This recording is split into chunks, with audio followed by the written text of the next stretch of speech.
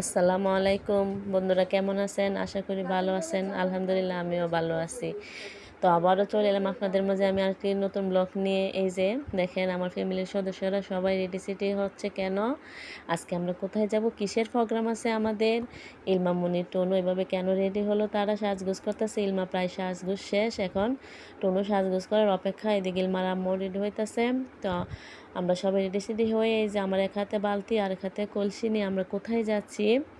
তো আমাদের সাথে আপনারা আসেন, আপনাদেরকেও নিয়ে যাই।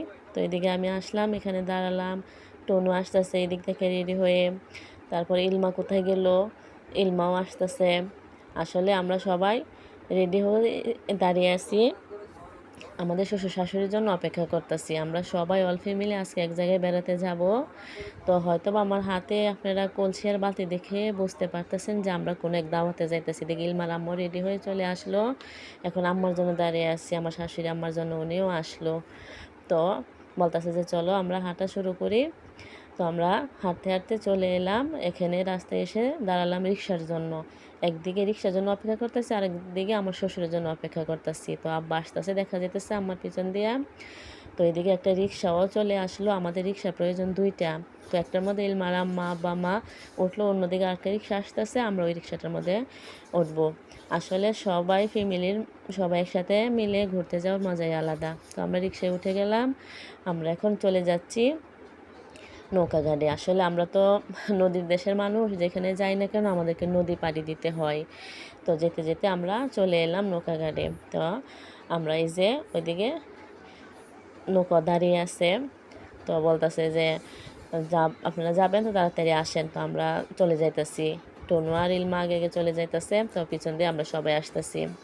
তো আমরা সবাই এসে বললাম, এখন আম্মা আসতে একটু দেরি হইতেছে। আসলে তো উনি একটু অসুস্থ, উনি একটু হাসতে হাসতে নামতেছে সিঁড়ি বেয়ে। সিঁড়ি বেয়ে আমার অনেক কষ্ট। তো সবাই যাইতেছে আমরা নৌকাতে ওঠার জন্য। নৌকাতে যেতে হলেও তো আমাদেরকে এই যে দীর্ঘ রাস্তা পাড়ি দিতে হয়। সবাই একটু একটু করে হেঁটে চলে যাইতেছে, এক এক করে নৌকাতে উঠতেছে। তো সবার পিছনে আম্মা, তার পিছনে আমি। আসলে আম্মার যাওয়াটা একটু কষ্ট। আম্মাকে একবার আমি ধরতেছি, একবার আব্বা ধরতেছে, একবার রিবা ধরতেছে, এক এক করে সবাই ওনাকে ধরে ধরে পার করতেছে এদিক দিয়ে। তো আমরা সবাই উঠে পড়লাম নৌকাতে, উঠে সবাই বসলাম। এই যে সবাইকে দেখাই, ইলমা টুনু তো অনেক খুশি, তারা বেড়াইতে যাইতেছে। অনেক খুশি তারা, মেঘনা নদী পাড়ি দিয়ে কোথায় যাবে, তারা আজকে নতুন একটা জায়গায় যাবে। তোরা তো তারা আগে কখনো আর ওইখানে গেছে না, যে জায়গায় আমরা যাইতেছি। আসলে ওরা অনেক খুশি। দুই বোনে যে এখানে বসে একজনকে আরেকজনে কত কিছু দেখাইতেছে। তো আমরা চলে এলাম, নৌকা থেকে নামলাম। আসলে আমরা আসলাম আশাগঞ্জ, আশাগঞ্জ ফার্টিলাইজারে আমরা এসে নামলাম। তো আম্মাকে ধরে ধরে সবাই নামাইতেছে। এখানে আমরা আসলাম, এসে দেখলাম সুন্দর একটা বট গাছ আছে, এটা নিচে অনেক ছায়া, অনেক মানুষ এখানে বসে আছে ছায়ার নিচে। আমরা এখানে কোনো অটো রিক্সা সিএনজি পাইতেছি না।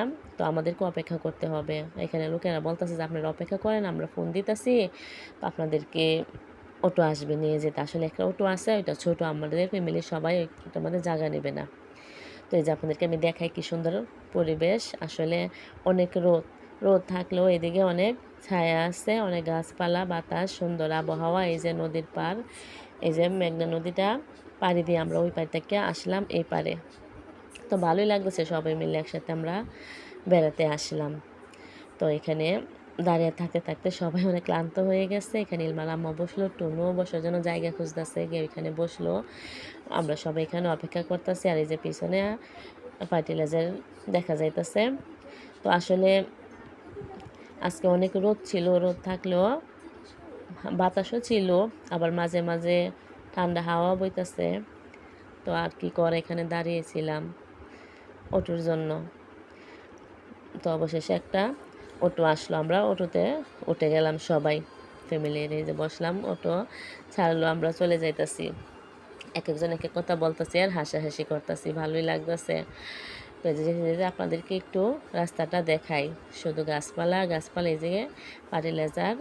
তো আমরা যেতে যেতে চলে গেলাম একদম বরের বাড়ির কাছে। আসলে এত কাছে জানতাম না, আমরা প্রথম আসলাম এখানে। তো তো এসে নামলাম, নেমে দেখলাম সুন্দর একটা ঘোড়ার গাড়ি দাঁড়িয়ে আছে। দেখে তো ইলমা টনু মহা খুশি, অনেক খুশি। তারা এত কাছ থেকে কোনোদিনও ঘোড়া দেখে নাই, আর ঘোড়ার গাড়িতে ওঠা অনেক শখ তাদের। বলতেছে যে আমরা ঘোড়ার গাড়িতে উঠবো।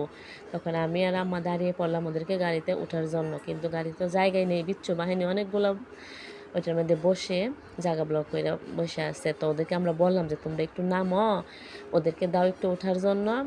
তো ওরা আমাদের কথা শুনলো, এক এক করে নামলো, নাইমা জায়গা দিল টনুকে আর ইলমাকে ওঠার জন্য।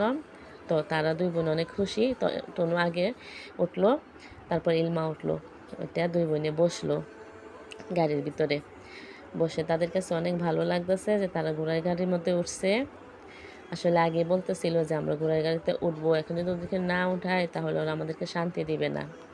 সেই জন্য আমরা বাসার ভিতরে না গিয়ে তাদেরকে আগে গাড়িতে উঠালাম। তো কিছুক্ষণ বসে থাকার পর বলতেছি যে এবার আসো আমরা ভিতরে যাই, গিয়ে ওদের সাথে দেখা করি, তোমরা আবার পরে উঠবা।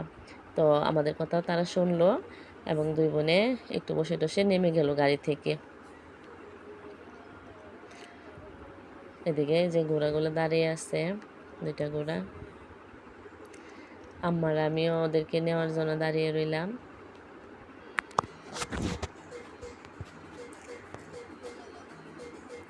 তো দুইজনে এক এক করে নামলো। নামার পর আমরা বলতেছি যে চলো আমরা তোমাদেরকে ভিতরে নিয়ে যাই। আসলে ইলমার আম্মা আব্বা ইবা ওরা আগে চলে গেছে, আর আমি আর আম্মা এখানে ওদেরকে নিয়ে দাঁড়ায় রয়েছি। ওরা নামতে নামতে আবার বিচ্ছু বাহিনীগুলা গাড়ি থেকে উঠে সবাই বসলো, ভিড় জমালো। তারপর আমরা এগোতে এগোতে চলে গেলাম বিয়ে বাড়িতে। দেখলাম খুব সুন্দর করে সাজিয়েছে, প্রথম গেটটাই ফুল দিয়ে একদম ভরপুর। তারপর এদিকে দিয়ে দেখা যাইতেছে যে বর নিজে দাঁড়ায় আছে আমাদেরকে জিজ্ঞাসা করার জন্য। অনেকগুলো রাজাহাঁস দেখা যাইতেছে, আসলে এগুলা বরের মা নিজে এগুলা লালন পালন করে। অনেকগুলো রাজাহাঁস খুব সুন্দর। তো বর আমাদেরকে জিজ্ঞাসা করলো, এদিকে বরের বাবাও বেরিয়ে আসলো আমাদেরকে জিজ্ঞাসা করার জন্য। বলতেছে কেমন আছি, আমরাও বলতেছি যে আপনি কেমন আছেন। আর স্টেজটা দেখে বোঝা যাইতেছে যে তারা অনেক ভালো বড় অনুষ্ঠান করছিল। তো বরের বাবার সাথে কথা টথা বলে আমরা ভিতরে চলে গেলাম।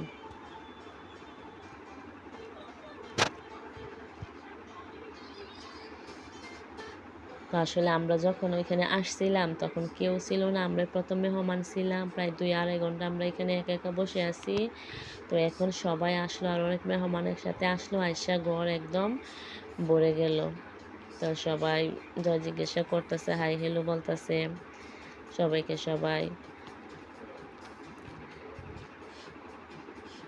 এখন সব রুমে রুমে মেহমান চলে আসছে। আমরা যখন আসছিলাম তখন একদম ফাঁকা ছিল। আর এদিকে বরের বরের বাড়িতে বরের ভাইয়ের রেডি সেডি হইতাছে, সবাই মেহমান এসে জমা হইল। বলতেছে যে তাড়াতাড়ি রওনা দিতে হবে, প্রায় 2টা বেজে গেছে। তো সবাই রেডি সেডি হয়ে বসে আছে। আর টনু এদিকে একটা বান্ধবী পেলো, বান্ধবীর সাথে হাঁটাহাঁটি করতেছে। ওর এখন গিয়ে ভালো লাগতেছে, এতক্ষণ ভালো লাগতেছে না।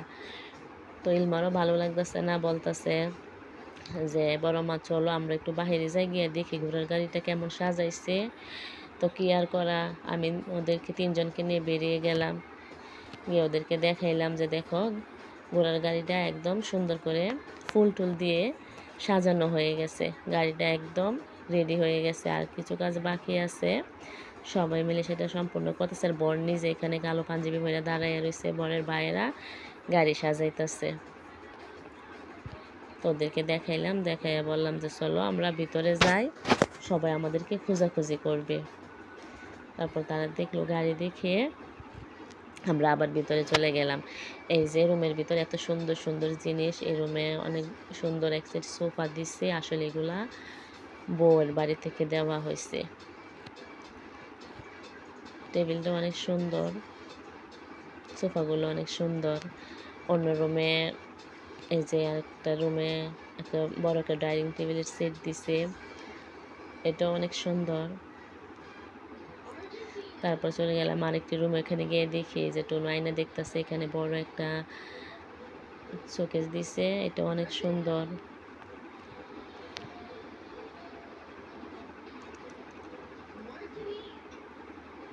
তো আমি একটু একটু করে ভিডিও করতেছি। এদিকে একটা খাট দিল, আমি ভাবলাম যে আমি একা দেখবো, আপনাদেরকেও দেখাই। এদিকে ড্রেসিং টেবিল দিচ্ছে, আর এই যে বরের ভাইয়েরা সবাই রেডি সেটি হইতেছে কার থেকে কে বেশি সুন্দর করে সাজাতে পারে। এদিকে সবাই রেডি হইতেছে, যে লাকেশ টাকেশ নিয়ে সবাই রেডি, তারা রওনা দিবে। বলতেছে আমরা আগে চলে যাই, পরে বর আসবে না, আসলে মেহমান অনেক, আস্তে আস্তে সবাইকে যেতে হবে, সবাই তো আর একসাথে যেতে পারবে না। তাই কিছু কিছু মেহমান এখনই চলে যাইতেছে, তা আমরা বললাম আমরা একটু পরে যাব। তো প্রথম গাড়ি দিয়ে অনেকে চলে যাইতেছে, তো এখন আমরাও বেরিয়েছি যাওয়ার জন্য। তো যেতে যেতে আমরাও চলে যেতেছি, যে একটা গাড়ি আছে, ডাকাডাকি করতেছে সবাই যে আসেন গাড়িতে ওঠেন। তো আমরা গাড়িতে যাওয়ার জন্য যাইতাছি, আর বর পরে আসবে। আসলে বরের সাথে যদি আমরা যেতে চাই অনেক দেরি হবে, দিনের অবস্থা ভালো না, আকাশের অবস্থা ভালো না, আমাদেরকে তো আবার নদী পাড়ি দিয়ে বাড়িতে যেতে হবে, সেই ভয়ে আমরা আগে চলে যাইতাছি। তো আমরা এখানে গাড়িতে উঠে গেলাম সবাই, কিন্তু আম্মার আব্বা উঠতে পারলো না, ওরা অন্য একটা গাড়ি দিয়ে আসবে। আসলে মহিলা সব এটার ভিতরে আর তেমন জায়গা নেই।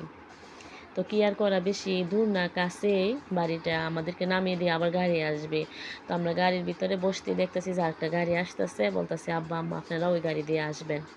ভিডিওটা অনেক বড় হয়ে যাইতেছে, আমরা ভিডিওটা একসাথে আপনাদেরকে দিতে পারলাম না। প্রথম পার্ট আজকে দিলাম, আজকের এটা দেখে আপনার দ্বিতীয় পার্টের জন্য অপেক্ষা করবেন। সবাই ভালো থাকবেন, সুস্থ থাকবেন, আল্লাহ হাফেজ।